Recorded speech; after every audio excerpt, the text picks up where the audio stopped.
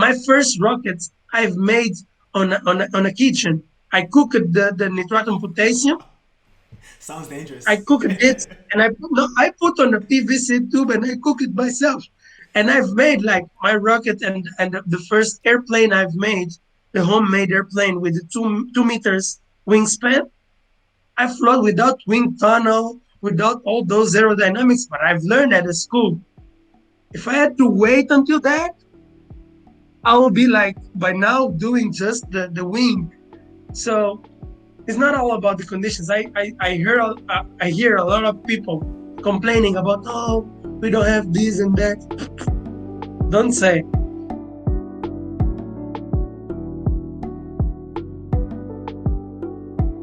Yes, thank you, Quaker. It's an honor to be here. Thank you for the opportunity, and I look forward to the discussion. It's really an honor. Is a pleasure. I really thank you and all the rest of the panelists. Thanks for the opportunity, and I'm looking forward to having a good conversation. A pleasure to meet everyone in this call, and also thank you very much for creating time this busy weekend to be with us and learn more. And looking forward to take you to space from where you're sitting from. Yeah, so in a nutshell, Marco Homer, I started my career on the aerospace, where I made my degree at the Air Force Academy in Portugal.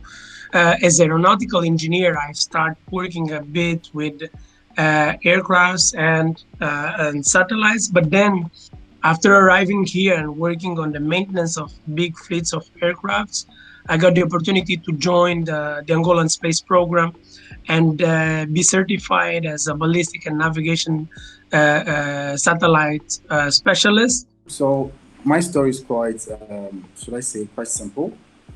I was not introduced to GIS. I was actually introduced to geography, where growing up, my dad would always take us to the working sites where they're building, where they are constructing stuff. And I think what I clearly remember is I tried to picture how it is to look on the paper and how they manage to translate all the calculations onto the ground. So I actually had no idea that I wanted to go into space at all. When I was in school, I loved mathematics and science. And my dad said, well, if you love mathematics and science, go do engineering. And I went to this talk. Very grateful for this talk. I don't actually know who gave it, but it was this woman that was talking about women in engineering and how great it is. So that inspired me, and I started my engineering degree. Hated my first year, hated my second year, wanted to quit. My dad kept telling me, don't quit. First year's always bad. Don't quit after the first year. And then after my second year, he said, well, you're halfway. You might as well finish. So then in my third year, I was like, okay, well, I'm going to get this degree now, so I might as well make the most of it.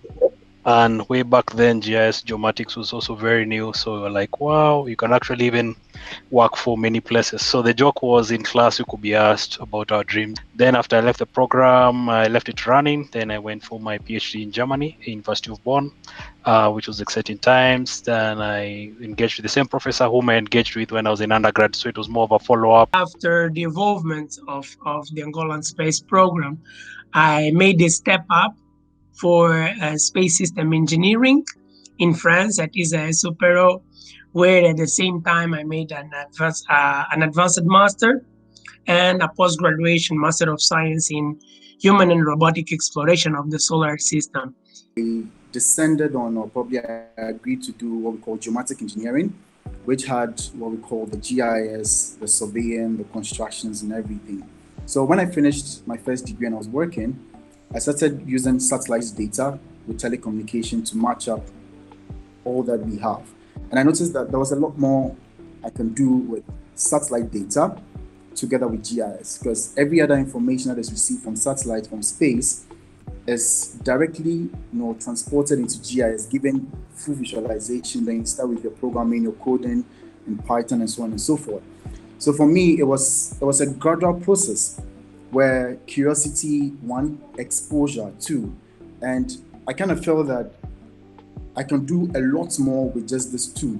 I thought, okay, let me find a company that, I think is really interesting. Make the most of this. And I found a company that built the gimbals at the bottom of helicopters. So the camera systems at the bottom of helicopters. And there I discovered optics. and I worked a lot with the optical engineer there, and I really started, getting into it. I thought, yo, this is actually really cool. I'd love to, if I can make it that I can do my career in this way, that will be really, really cool. GIS and coding.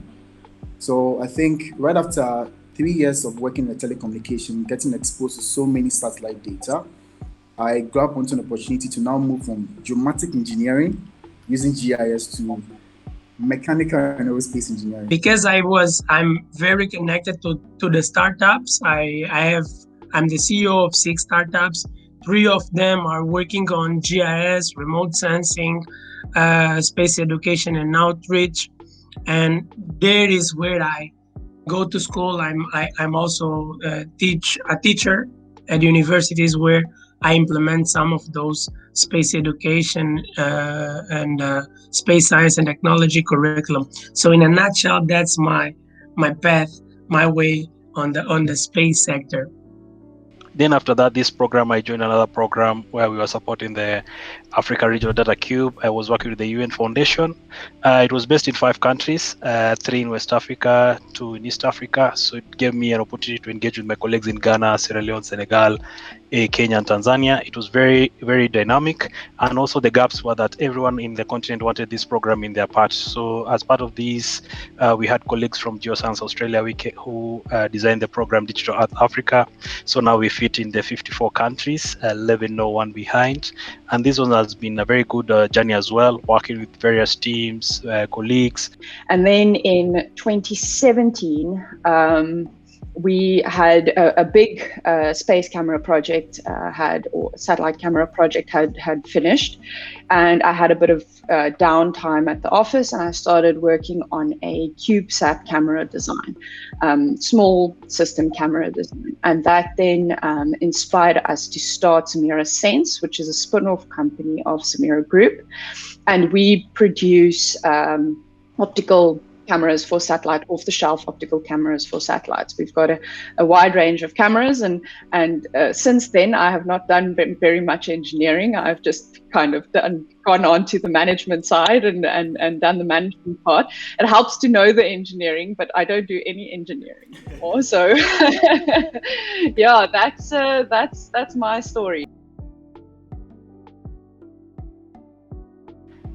This is just a small journey of how I came through this field, starting as an undergrad on the right side.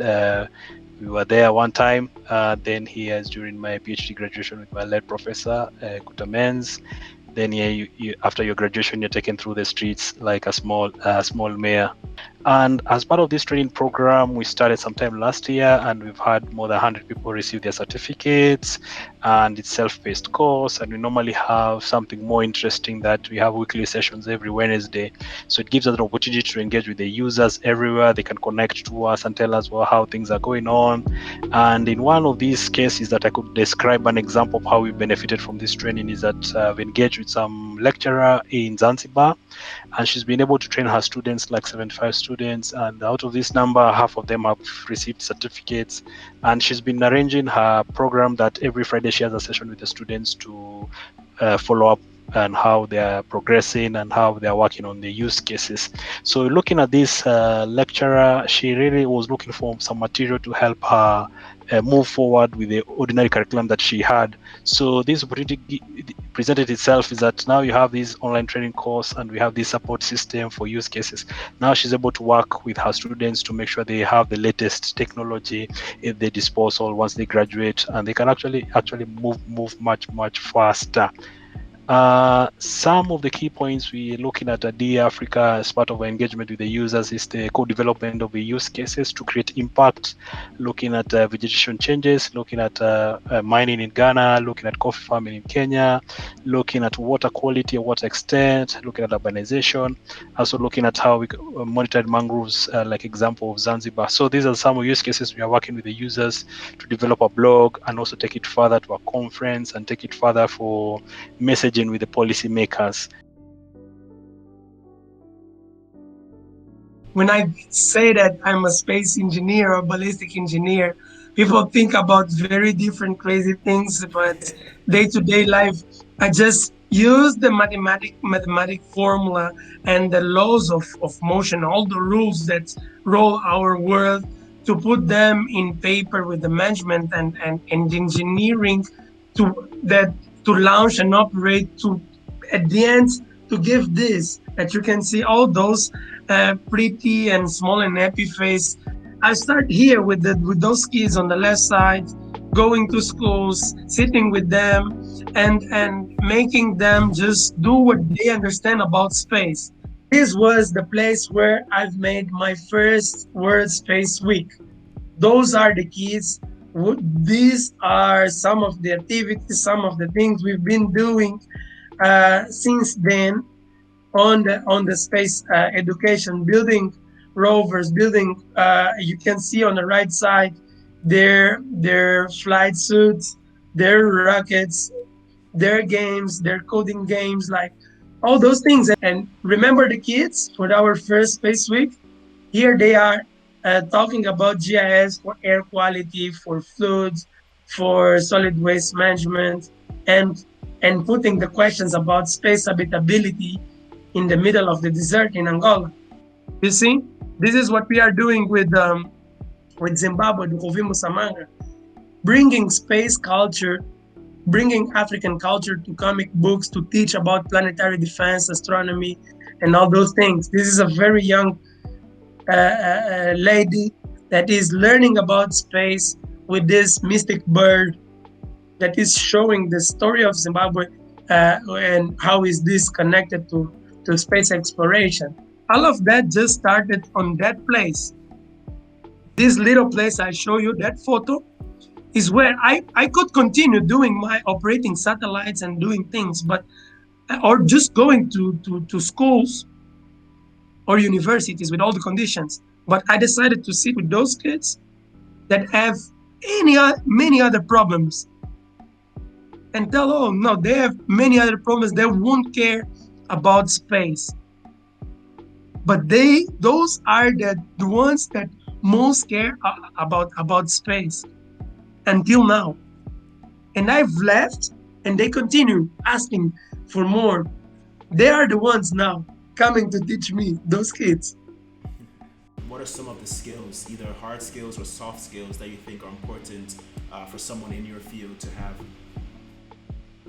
I think what Marco was saying at the beginning was hard work and discipline. I think that's very important. And then I think finding passion in your work. That's quite a soft skill, but I think space is something you can start off to be very passionate about, but you need to also find passion during your work. While you work, your path doesn't always go in the way that you wanted it to go. But making the most of it, finding that passion in your work is very important. I would say those are the two things that I think are very, very important. So let me take the last word from you.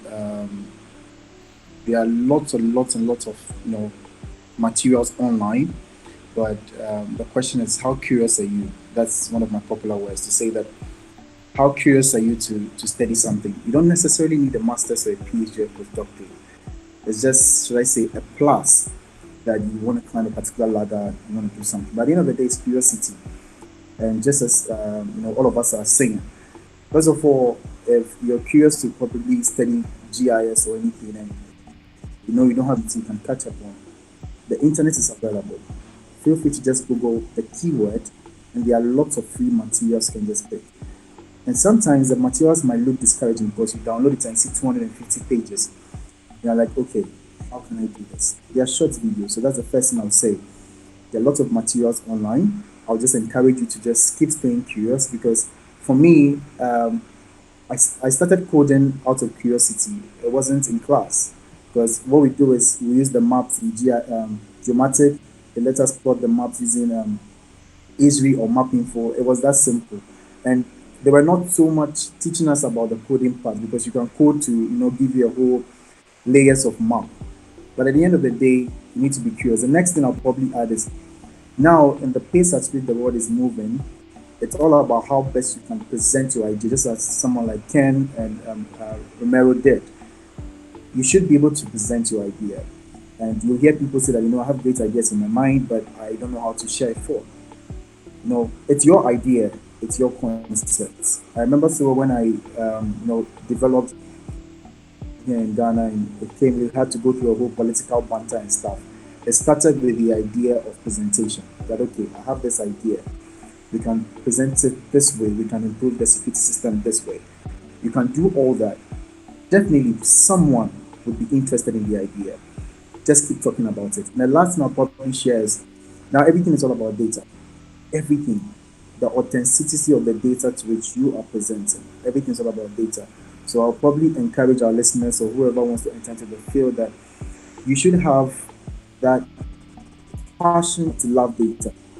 After having the people skills, the hardware skills, presenting that thing in a data or statistical form gives you a boost, because if you meet someone like Ken who is working in Digital Earth Africa and you come and speak all your grammar, they would first start asking you what's the number available in what you're presenting. So that is what probably I'll just add up to what our fellow panelists are saying.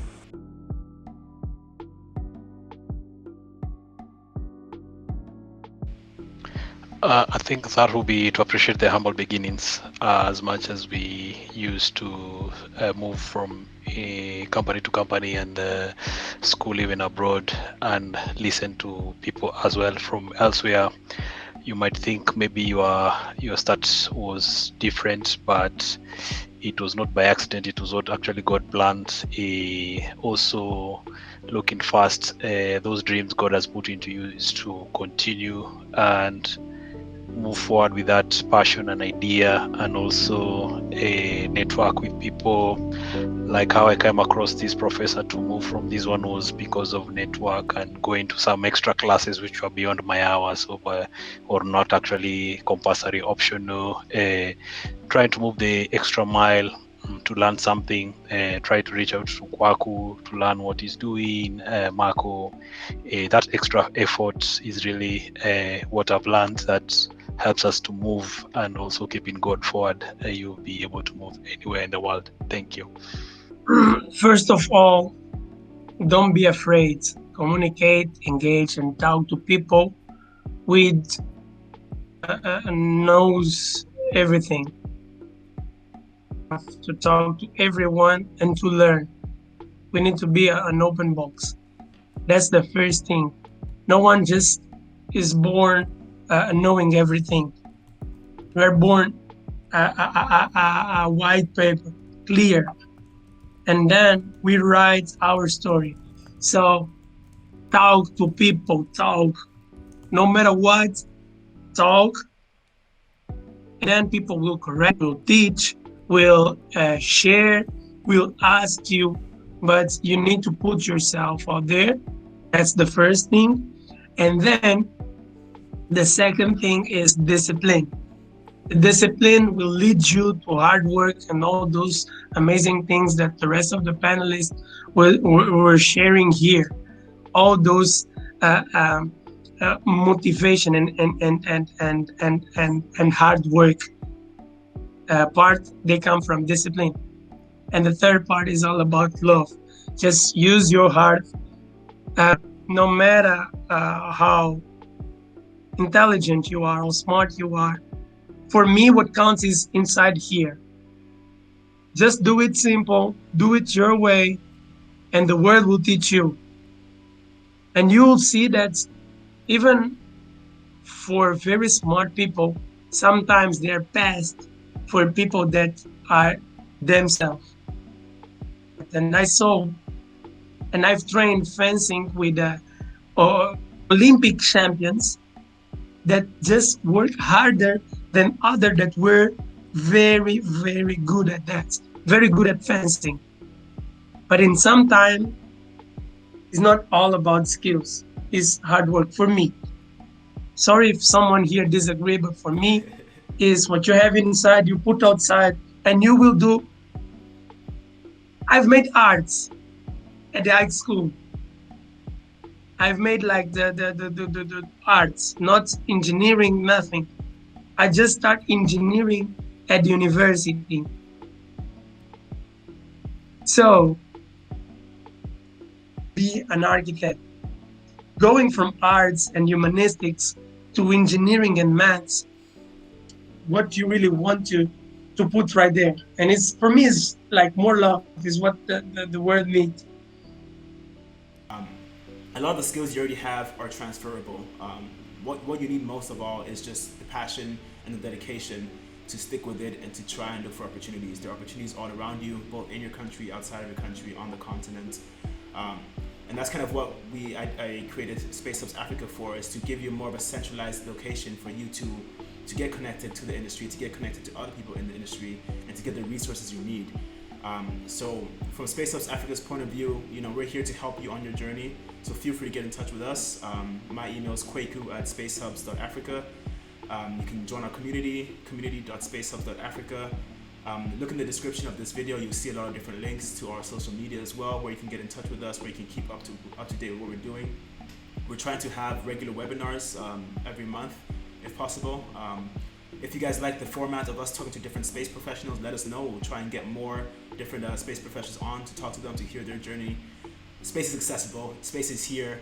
Get involved. It's not difficult.